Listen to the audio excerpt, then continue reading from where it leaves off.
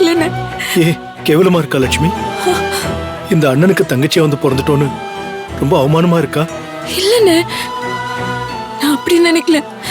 இப்பதான் என் ஃப்ரெண்டு கிட்ட நான் சொல்லிட்டு இருந்தேன், நேர்மையா செய்யற எந்த ஒரு வேலையுமே உயர்வானதுதான். நீ திருடல, யார் பணத்துக்கும் ஆசைப்படல, உன் உழைப்ப நம்பி நீ வாழ்ந்துட்டு இருக்க. உன்னை நினைச்சு நான் உண்மையிலேயே ரொம்ப பெருமைப்படுறேன்னு. லட்சுமி, ஆனா என்னால சந்தோஷப்பட முடியலன்னு. நீ இவ்ளோ கஷ்டப்படுறதுக்கு காரணம் நாங்க தான் நினைக்கிறப்போ மனசுக்கு ரொம்ப வேதனையா இருக்குன்னு. ஆனா எனக்கு இது கொஞ்சம் கூட வேதனையா இல்ல, சந்தோஷமா தான் இந்த வேலையை செய்யறேன். அண்ணே, நான் நிஜமா தான் சொல்றேன் லட்சுமி. நான் கஷ்டப்பட நம்ம குடும்பத்தோட கஷ்டம் ஒரு நாள் தீரும் இல்லையா? நான் உழைக்க உன்னையும் வனிதாவையும் ஒரு நல்ல இடத்துல கொண்டு போய் ஒரு நாள் சேர்க்க முடியும் இல்லையா? அதனால எதையுமே நான் சந்தோஷமா தான் செய்யறேன். நான் மட்டும் இல்ல, என்ன மாதிரி மிடில் கிளாஸ் குடும்பத்து ஆம்பளைங்க எல்லாருமே வேலைன்னு ஓடுறது தான் நல்லா இருக்கணுங்கிறதுக்காக இல்ல, தன் குடும்பம் நல்லா இருக்கணுங்கிறதுக்காக தான். என் வீடு நிம்மதியா இருக்கணும்னா நான் வெளியில எவ்வளவு அவமானப்பட்டாலும் எனக்கு ஒன்றும் பிரச்சனை இல்லை லட்சுமி. ஆனா உனக்கு வீட்டுல கூட நிம்மதியே இல்லைன்னு. கம்பெனில வேலை முடிஞ்சதும் இப்படி ரெஸ்டாரண்ட்க்கு வந்து பார்ட் டைம்ல வேலை பாக்குறேன்னு அன்னிக்கிட்ட சொல்லியிருந்தேன்னா உன்னை சந்தேகப்பட்டு அவ்வளோ பிரச்சனை பண்ணிருக்க மாட்டாங்கல்ல. இல்ல லட்சுமி, இந்த உண்மையை அவகிட்ட நான் சொல்லியிருந்தா உனக்காகவும் வனிதாக்காகவும் தான் நான் இந்த பார்ட் டைம் ஜாப் பண்றேன்னு நினைச்சு அவ பெருசா சண்டை போட்டிருப்பா. நான் தப்பு பண்றத கூட அவளால தாங்கிக்க முடியும், ஆனா உங்களுக்கு நல்லது பண்றேன்னா அவளால தாங்கிக்கவே முடியாது. அதுக்காக நீ வீண் பழி சுமந்துட்டு இருப்பியா? சரி, மல்லிகா கிட்ட நல்ல பேர் வாங்கினேன்னா உனக்கு நிம்மதி கிடைச்சிருமா? எனக்கு ஏன் வாழ்க்கையை விட உன்னை யாரும் தப்பா பேசிடக்கூடாதுங்கிறது தான் முக்கியம்னு. என் பேரேன்னு உன்னை பத்தி எப்பவுமே பெருமையா நினைச்சிட்டு இருக்க நம்ம தாத்தாவே இப்போ உன் மேல வருத்தமா இருக்காரு. அதனால இந்த உண்மையை நான் எல்லார்கிட்டயும் சொல்ல தானே போறேன். வேண்டாம் லட்சுமி, அவசரப்படாத. இல்லன்னு, இது மட்டும் நான் சொல்லலைன்னா நான் பெரிய பாவி ஆயிடுவேன். லட்சுமி, நீ உண்மையிலேயே என் மேல பாசம் வச்சிருக்கேனா, மரியாதை வச்சிருக்கேனா, நீ இந்த விஷயத்தை யார்கிட்டயும் சொல்லக்கூடாது. அண்ணே, சத்தியம் பண்ணி கொடு. என்ன சத்தியம் பண்ணி கொடு லட்சுமி.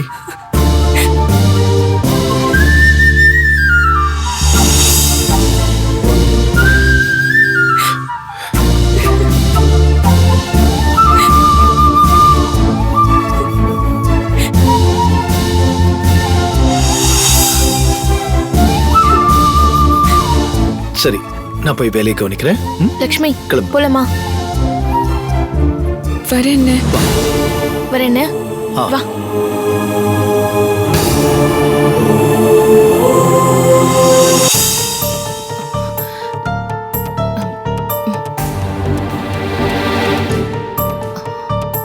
டீ கொண்டு வா மகா.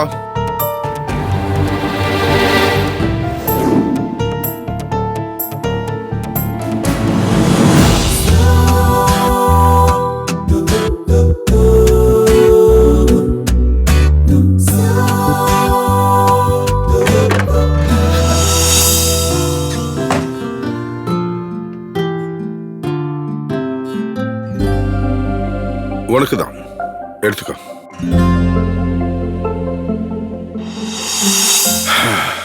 சட்டம் படிக்க தெரிஞ்ச எனக்கு பொண்டாட்டியோட மனசு படிக்க தெரியல. கோர்ட்டு, கேஸ், குற்றவாளின்னு எல்லாத்தையும் ஞாபகம் வச்சுக்கிட்டேன்னா என் கல்யாண நாள் ஞாபகம் வச்சுக்கலையே. பொதுவா ஆம்பளைங்க ஊர் பூரா சுத்துவாங்க, குடும்பத்தை மறந்துடுவாங்க. ஆனா பொம்பளைங்களுக்கு குடும்பம் தான் உலகம். நம்ம பொண்டாட்டி தானே, நம்ம பிள்ளைங்க தானே, நம்ம கல்யாண நாள் தானே, எல்லாத்தையும் அசால்ட்டா எடுத்துக்கிறது எனக்கு பழக்கமாயிடுச்சு. வாழ்க்கையில முக்கியமானதை ஞாபகம் வச்சுக்கிட்ட போதும்னு சொன்னேன். குடும்பம் தான் முக்கியன்றதை மறந்துட்டேன். மகா சாரி, காலையில கோர்ட்டு கேஸ்ன்னு ஏதோ அவசர அவசரமா கிளம்பி போயிட்டேன். So, ஐயோ, உனக்கு என் திருமண நாள் வாழ்த்துக்கள். எனக்குன்னு சொல்லாதீங்க, நமக்குன்னு சொல்லுங்க. நல்ல வேலை நான் டாய்லெட்ல இருந்தேன், இல்லைன்னா அந்த டீயை கொண்டு வந்து என் மூஞ்சி முன்னாடி நீட்டிருப்பேன். கூட ஆடிட போறேன்.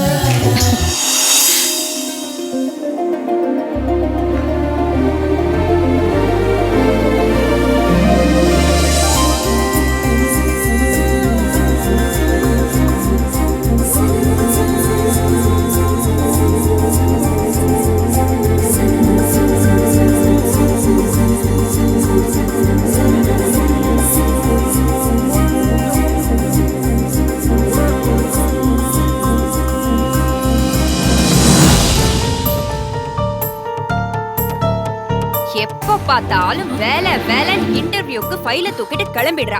ஆனா வேலையே கிடைக்கல. பொட்டேட்டோ அத்தை அத்தை எப்ப சமைச்சு- அம்மா நாம எப்ப சாப்பிட- உங்களை தான் திட்டிக்கிட்டே இருக்காங்க. கொஞ்சம் பொறுப்பே இல்லாம ம் மட்டும் அவ வரட்டும்.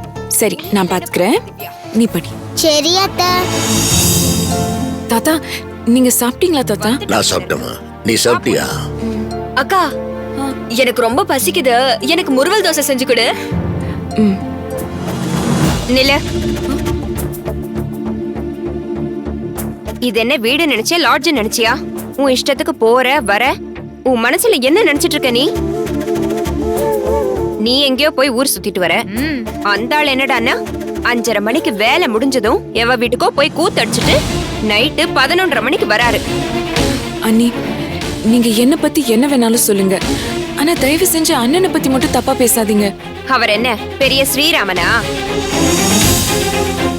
உன் அண்ணனோட யோகியதை தான் அன்னைக்கு தெரிஞ்சு போச்சே. அண்ணி, குழந்தை இருக்கா, அண்ணனை பத்தி இப்படி எல்லாம் தப்பா பேசாதீங்க அண்ணி. ஊருக்கே தெரிஞ்ச விஷயம் குழந்தைக்கு தெரிஞ்சா ஒண்ணும் தப்பு இல்ல. இதுல என்ன ஒளிவு மறைவு வேண்டியிருக்கு? அண்ணி, என் வயித்தெரிச்சல் உங்களை எல்லாம் சும்மா விடாது. கொட்டின புண்டாட்டிக்கு துரோகம் பண்ணிட்டு அத தைரியமா வேற சொல்றாருன்னா அந்த ஆளுக்கு எவ்வளவு நெஞ்ச அழுத்தம் இருக்கும்.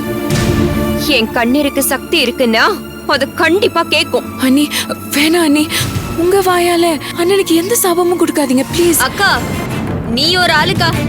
இவங்க சாபம் கொடுத்தா அப்படியே பழிச்சிருமா? இதுக்கு போய் கவலைப்பட்டுட்டு இருக்கியே. ஏய் சின்ன பிசாசு, என் சாபம் பலிக்குதா இல்லையான்னு கூடிய சீக்கிரத்துல உங்க எல்லாருக்கும் தெரியதான் போகுது. உங்க யாரையும் நான் விடுறதா இல்ல. அண்ணி, இப்போ என்ன அண்ணி, அண்ணன் டெய்லி வீட்டுக்கு டைமுக்கு வந்துட்டா உங்களோட இந்த கோவம் சந்தேகம் எல்லாம் போயிடும்ல? நீங்க வேணா பார்த்துட்டே இருங்க. எனக்கு வேலை கிடைச்சதும் அண்ணன் டெய்லி டான்னு 6 மணிக்கெல்லாம் வீட்டுக்கு வந்துடும். அப்போ நீங்க அண்ணனோட குணத்தை புரிஞ்சுப்பீங்க.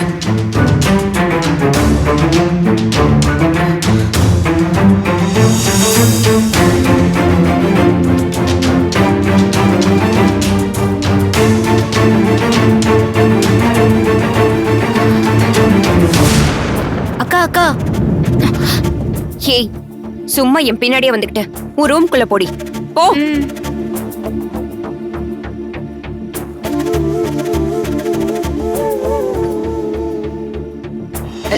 லக்ஷ்மி,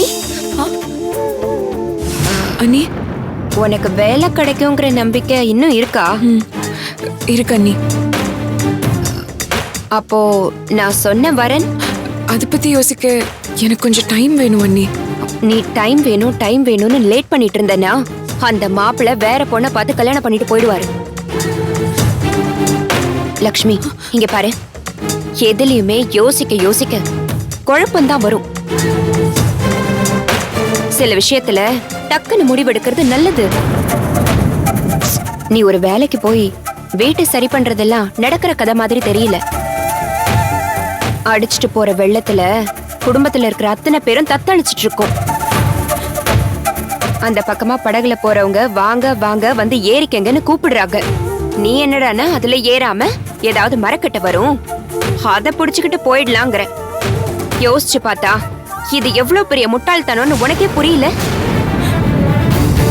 நான் ஓ நல்லதுக்கோ இல்ல ஏன் நல்லதுக்கோ இத சொல்லல, இந்த மொத்த குடும்பத்தோட நல்லதுக்காகவும் தான் சொல்றேன். அந்த அக்கா இன்னைக்கு காலையில கூட எனக்கு ஃபோன் பண்ணாங்க.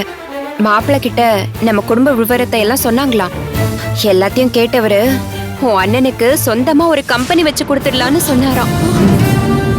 உன் அண்ணன் மட்டும் உன்னால ஒரு கம்பெனிக்கு முதலாளி ஆயிட்டாருன்னா அதுக்கப்புறம் அவரை நான் என் வழிக்கு கொண்டு வந்துருவேன். நீ சரின்னு ஒரு வார்த்தை சொன்னா நம்ம குடும்பத்தோட எல்லா பிரச்சனையும் சரி பண்ணிடலாம். லக்ஷ்மி, கண்ணை மூடி ஒரு நிமிஷம் இந்த வீட்டு கஷ்டத்தை யோசிச்சு பாரு. அப்புறம் தானா சம்மதம்னு நீயே சொல்லுவ. எல்லாம் உன் கையில தான் இருக்கு. இதுக்கு மேல நீ தான் முடிவெடுக்கணும். நல்லா யோசிச்சு பாரு.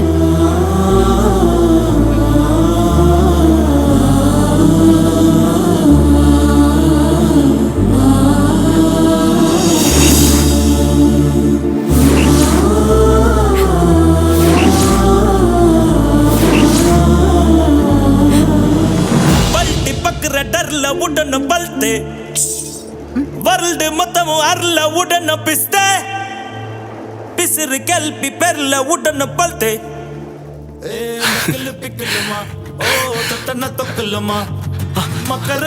அண்ணி சாங் எல்லாம் அப்புறம் பார்க்கலாம். எனக்கு இந்தியா ஆஸ்திரேலியா மேட்ச் இருக்கு அண்ணி.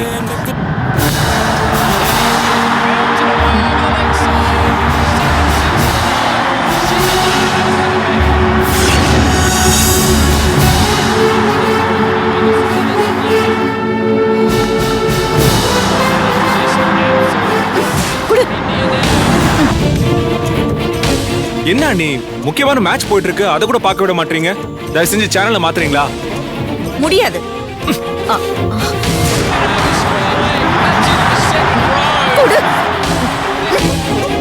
அண்ணி ப்ளீஸ் அண்ணி கொடுங்க. நான் பார்க்கணும்.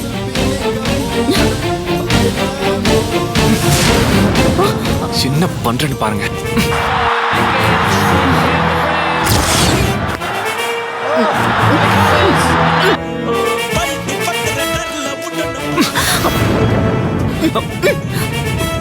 ரிமோட் கொடு ரவி. அண்ணி நான் தான் மேட்ச் பார்க்கணும்னு சொல்றேன்ல அண்ணி. ரவி குடு. அண்ணி நான் மேட்ச் பார்க்கணும் அண்ணி. குடு ரவி. நான் தான் சொல்றேன்ல அண்ணி, மேட்ச் பார்க்கணும் அண்ணி, புரிஞ்சுக்கோங்க. இப்ப நீ கொடுக்க போறியா இல்லையா? ஏய், எதுக்கு சத்தம் போட்டுட்டு இருக்கீங்க? என்னாச்சு? ஏன் உமா கத்திட்டு இருக்க? இது என்ன வீடாது? ஒரு 5 நிமிஷம் நிம்மதியா டிவி கூட பார்க்க முடியல. இவ்வளவு நேரம் நீ தானமா டிவி பார்த்துட்டு இருந்த, இப்ப என்னாச்சு? நீங்க ஓவரா செல்லம் கொடுத்து கெடுத்து வச்சிருக்கீங்களே, இவன் தான்.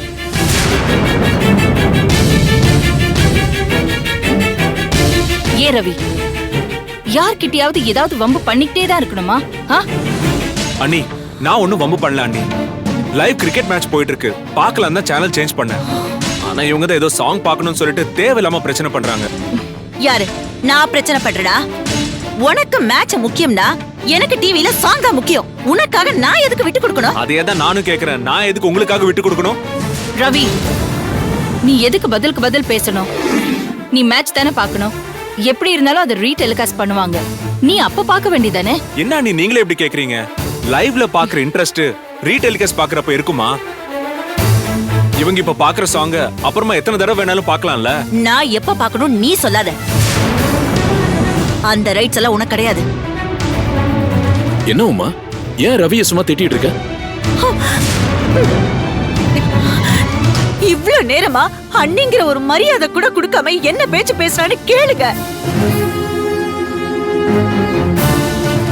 என்னடா? ஐயோ அண்ணா, அவங்க தான் என்ன மேட்ச் பார்க்க விட மாட்டேன்றாங்க. அவன் என்ன டைம் பாஸ்க்காக மேட்ச் பார்க்கறான்? அவன் லைஃப் ஆம்பிஷனே அதுதான். அவன் மேட்ச் பார்த்தா பார்க்கட்டும் விடு. பார்க்கட்டும், தாராளமா பார்க்கட்டும். ஆனா இந்த பிரச்சனைக்கு இன்னையோட ஒரு முடிவு கட்டியே ஆகணும். எனக்கு உங்க தொல்லையே வேண்டாம்.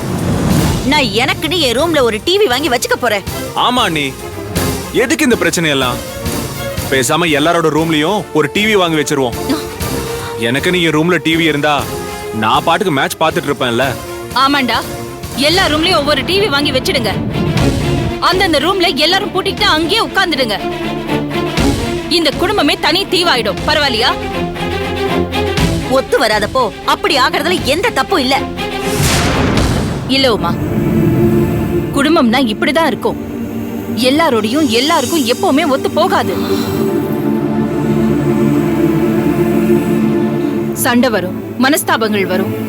ஆனா அது எல்லாமே அந்தந்த நேரத்திலேயே மறந்துட்டு அடுத்த நிமிஷமே எல்லாரும் ஒன்னா உட்கார்ந்து மனசை விட்டு பேசணும். ஒவ்வொருத்தர் ரூம்லயும் டிவி வச்சுட்டா அப்புறம் நம்ம எப்படி ஒவ்வொருத்தர் முகத்தை பார்த்து உட்கார்ந்து பேசுறது? ஒவ்வொருத்தர் ரூம்லயும் டிவி வச்சுட்டா அப்புறம் நாம எப்படி ஒவ்வொருத்தர் முகத்தை பார்த்து உட்கார்ந்து பேசுறது?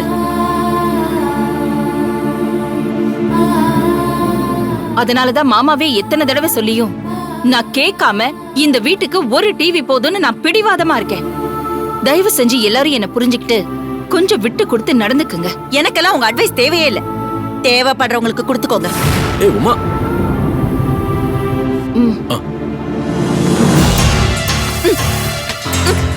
உமா, இப்ப எதுக்கு துணியெல்லாம் எடுத்து சூட்கேஸ்ல வச்சிருக்க? சொல்லுவோமா.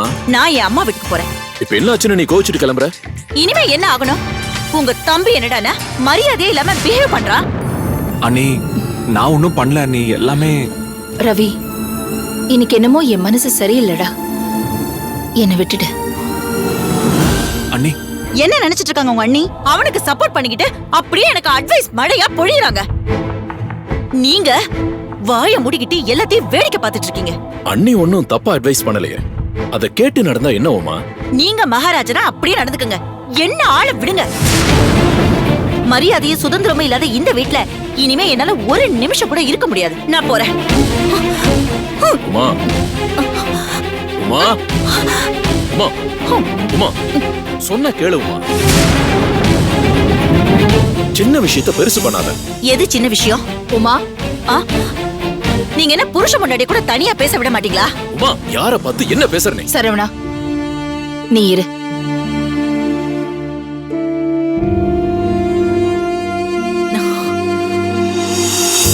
உமா, உன் மனச புண்படுத்துறதுக்காக நான் உனக்கு அட்வைஸ் பண்ணல. நீ புரிஞ்சுப்பேங்கிறதுக்காக தான் நான் சொன்னேன். என்னை விட நீ அதிகமா படிச்சவ. உனக்கு தெரியாதது எதுவுமே இல்ல. மரியாதைங்கிறது நாம கேட்டு வாங்குறது இல்ல, நாம நடந்துக்கிற விதத்துல நம்மள தேடி வர்றது. ரவி ஒரு சின்ன குழந்தை மாதிரி. அவன்கிட்ட நீ கோவப்பட்டா அவனும் பதிலுக்கு கோவப்படத்தான் செய்வான். இதே நீ டிவி பார்க்கணும்னு அவன்கிட்ட அன்பா சொல்லியிருந்தா நிச்சயமா அவன் உனக்கு விட்டு கொடுத்திருப்பான். நான் மறுபடியும் அட்வைஸ் பண்ணி உன்னை போர் அடிக்க விரும்பல. நானும் ரவியும் பேசின விதத்துல உன் மனச புண்படுத்திட்டதா நீ நினைச்சா அதுக்காக நான் உன்கிட்ட மன்னிப்பு கேட்டுக்கிறேன். அண்ணே, என்ன அண்ணே, நீங்க எதுக்கு மன்னிப்பு கேட்கணும்? சரவணா, கூட்டு குடும்பங்கிறதே சின்ன சின்ன சந்தோஷங்களை விட்டு கொடுத்து பெரிய பெரிய சந்தோஷங்களை அடையறதுதான். உனக்கு இது இப்ப புரியாது உமா. காலம் போக போக உனக்கு புரியும். வீட்டை விட்டு வெளியில போற முடிவெல்லாம் வேண்டாம். சூட்கேஸ் எடுத்துட்டு போய் உள்ள வச்சுட்டு வேலை இருந்தா போய் பாரு.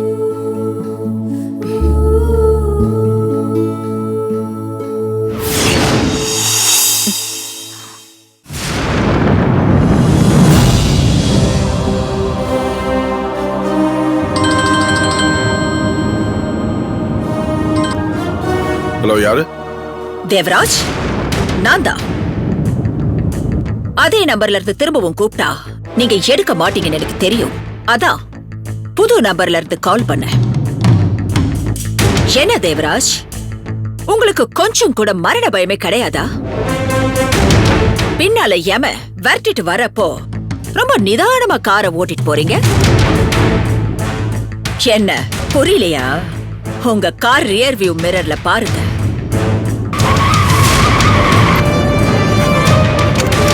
அந்த வண்டி உங்க கார் பின்னாடி ரொம்ப வேகமா வந்துட்டு இருக்குல்ல, அதுதான் உங்களை மேல் லோகத்துக்கு அனுப்பி வைக்க போகுது தேவராஜ். டெய்லி காலையில பேப்பர்ல எல்லா நியூஸும் படிக்கிற உங்களால நாளைக்கு உங்களை பத்தி வரப்போற நியூஸ பார்க்கவும் முடியாது, படிக்கவும் முடியாது. அதனால அதோட ஹெட்லைனை மட்டும் இப்பவே நான் சொல்லிடுறேன். கேட்டுட்டு சந்தோஷமா சத்துப்போ. பிரபல வழக்கறிஞர் தேவராஜ் கார் விபத்தில் மரணம். சூப்பரா இருக்குல்ல? கவலைப்படாதீங்க, எல்லா பேப்பர்லயும் டிவிலயும் நியூஸ் வர வைக்க வேண்டியது ஏன் பொறுப்பு. சகுந்தலா தேவி, ஹாப்பி ஜர்னி மிஸ்டர் தேவராஜ். அதையும் பார்க்கலாம். ஹலோ. Shit.